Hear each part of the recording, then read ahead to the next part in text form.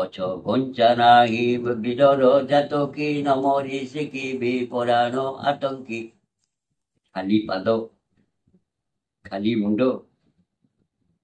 ଦିହରେ ଜାମା ନାହିଁ, ଆଣ୍ଠୁ ଡରୁଚା ଲୁଗା ଖଣ୍ଡେ, ଚାଦର ଖଣ୍ଡେ ଘୋଡ଼େଇ, ଆଉ ଚୁଲିଟିଏ କାନ୍ଧରେ ପକେଇ ଗାଁକୁ ଗାଁ ଦୁଆର ଦୁଆର ବୁଲୁଥିବା ମଣିଷଟିଏ ଯେ ଉତ୍କଳମଣି ପଣ୍ଡିତ ଗୋପବନ୍ଧୁ ଦାସ।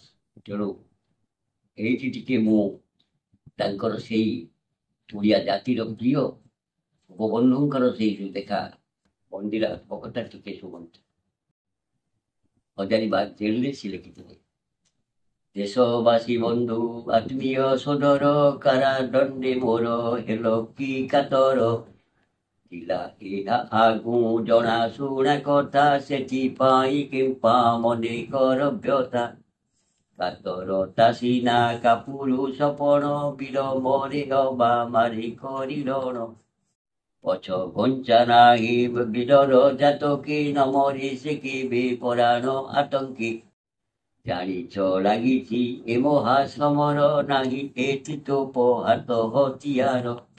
ଆଧ୍ୟାତ୍ମିକ ବଳେ ଲାଗିଛି ଲଢ଼ାଇ ଭାଙ୍ଗିବାକୁ ପଶୁ ବଳର ବଢ଼ାଇ।